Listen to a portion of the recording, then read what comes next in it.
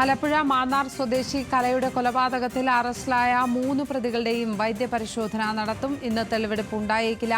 Mannar police സ്റ്റേഷനിൽ ജില്ലാ police മേധാവി ചൈത്ര തെരേസ ജോൺ എത്തി. പ്രതികളെ വൈദ്യപരിശോധനയ്ക്ക് ശേഷം ചെങ്ങന്നൂർ കോടതിയിൽ അല്പസമയത്തിനകം ഹാജരാക്കും. കൂടുതൽ വിവരങ്ങളുമായി മാന്നാർ പോലീസ് സ്റ്റേഷനിൽ നിന്ന് മനീഷ് ഐഷ മാത്യു ചേരുന്നു. ചെങ്ങന്നൂർ കോടതിയിൽ നിന്ന് ഹാൻസ് ജോണും ചേരുന്നുണ്ട്. ആദ്യം മനീഷിലേക്ക്. മനീഷ്, ഇന്ന് ഈ കേസുമായി ബന്ധപ്പെട്ട് പുറത്തുവന്ന കൂടുതൽ വിവരങ്ങൾ എന്തൊക്കെയാണ്?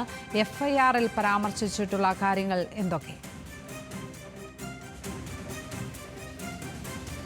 ലക്ഷ്മി പത്മ, ഈ എഫ്ഐആറിൽ പ്രധാനമായും പരാമർശിച്ചിട്ടുള്ള കാര്യം ഈ കൊലപാതകം നടത്തിയത് അനിലാണ് എന്നുള്ളതാണ്. ഇതിനു മുമ്പ് 5 പേരെയാണ് പോലീസ് കസ്റ്റഡിയിൽ എടുത്തിരുന്നത്. ഈ 5 പേരെ കസ്റ്റഡിയിൽ എടുത്തതിൽ സന്തോഷ് അതുപോലെ തന്നെ സുരേഷ് എന്ന് പറയുന്ന 2 പേരെ വിട്ടയച്ചു. ഇതിൽ സുരേഷിനെ മുഖ്യ സാക്ഷിയായി കണക്കാക്കിയാണ് ഇപ്പോൾ പോലീസ് കേസ് എഫ്ഐആർ എടുത്തിട്ടുള്ളത്.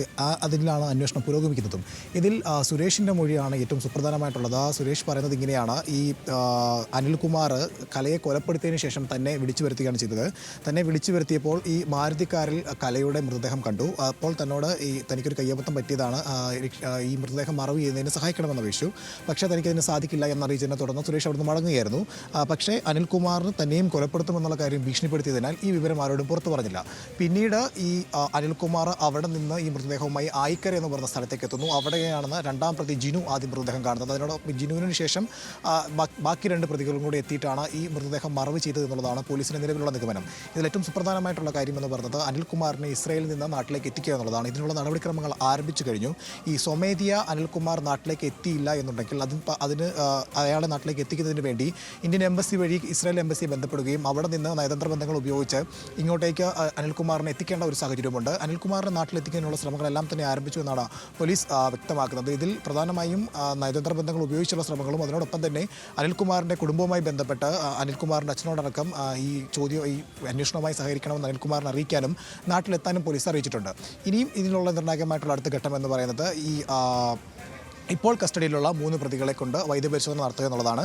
രാവിലെ വൈദ്യപരിശോധനയ്ക്ക് എത്തിക്കുമെന്നായിരുന്നു അറിയിച്ചെങ്കിലും ഇപ്പോഴും വൈകുകയാണ്. ഉച്ചയ്ക്ക് ശേഷമായിരിക്കും ഇവരെ കൊണ്ട് വൈദ്യപരിശോധനയ്ക്ക് പോവുക. വൈദ്യപരിശോധന നടത്തുക ചെങ്ങന്നൂർ താലൂക്ക് ആശുപത്രിയിലാണ്. അതിനുശേഷം ചെങ്ങന്നൂർ കോടതിയിൽ എത്തിച്ചതിന് ശേഷമായിരിക്കും ഇവരെ റിമാൻഡിൽ വാങ്ങുക. ഇപ്പോൾ നിലവിൽ പോലീസ് തിരയുന്നത്, ഏറ്റവും കൂടുതൽ ശേഖരിക്കാൻ ശ്രമിക്കുന്നത് തെളിവുകളാണ്. ഇന്നലെ നടത്തിയ പരിശോധനയുടെ ഭാഗമായി ലഭിച്ച ഈ മൃതദേഹത്തിൻ്റെ അവശിഷ്ടങ്ങൾ എന്ന് കരുതുന്ന ചില വസ്തുക്കൾ ഫോറൻസിക് ലാബിൽ പരിശോധനയ്ക്കായിട്ട് അയച്ചിട്ടുണ്ട്. ഈ വസ്തുക്കളുടെ പരിശോധന ഫലത്തിന് ശേഷമായിരിക്കും കൂടുതൽ തെളിവുകൾ ശേഖരിക്കുന്ന കാര്യത്തിലടക്കം പോലീസ് കടക്കുക. ലക്ഷ്മി പറഞ്ഞു. ഹാൻസ് ജോൺ കൂടി ചേരുകയാണ്. ഹാൻസ്, എപ്പോഴായിരിക്കും പ്രതികളെ കോടതിയിലേക്ക് എത്തിക്കുക?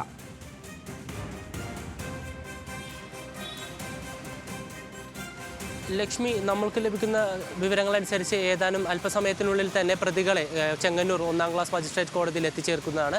1ാം പ്രതി അനിൽ വിദേശത്താണ്. അനിൽ ഒഴികെയുള്ള മറ്റ് 3 പ്രതികളായ ജിനു, സോമൻ പ്രതി, 2ാം പ്രതി ജിനു, 3ാം പ്രതി സോമൻ, 4ാം പ്രതി പ്രമോദ് എന്നിവരെയാണ് അല്പസമയത്തിനുള്ളിൽ ചെങ്ങന്നൂർ 1ാം ക്ലാസ് മജിസ്ട്രേറ്റിന് മുന്നിൽ ഹാജരാക്കുക. ഇവരെ മാന്നാർ പോലീസ് സ്റ്റേഷനിൽ തെളിവെടുപ്പ് നടപടികൾ, മറ്റ് നടപടികൾ പൂർത്തിയായിക്കൊണ്ടിരിക്കുകയാണ്. അതിനുശേഷം വൈദ്യപരിശോധനയ്ക്കായി ഇവരെ ചെങ്ങന്നൂർ ആശുപത്രിയിൽ എത്തിച്ചേർക്കുകയും വൈദ്യപരിശോധനയ്ക്ക് ശേഷം മജിസ്ട്രേറ്റിന് മുന്നിൽ ഹാജരാക്കുകയും ചെയ്യുകയാണ് ഉണ്ടാവുക. ചെങ്ങന്നൂർ 1ാം ക്ലാസ് മജിസ്ട്രേറ്റിൻ്റെ മുന്നിലാണ് ഇവരെ ഹാജരാക്കുക. ഇതിനുശേഷമായിരിക്കും റിമാൻഡ് നടപടിയിലേക്ക് കടക്കുക. ലക്ഷ്മി, ഹാൻസാണ് വിശദാംശങ്ങൾ നൽകിയത്. അല്പസമയത്തിനകം പ്രതികളെ ചെങ്ങന്നൂർ കോടതിയിൽ എത്തിക്കും.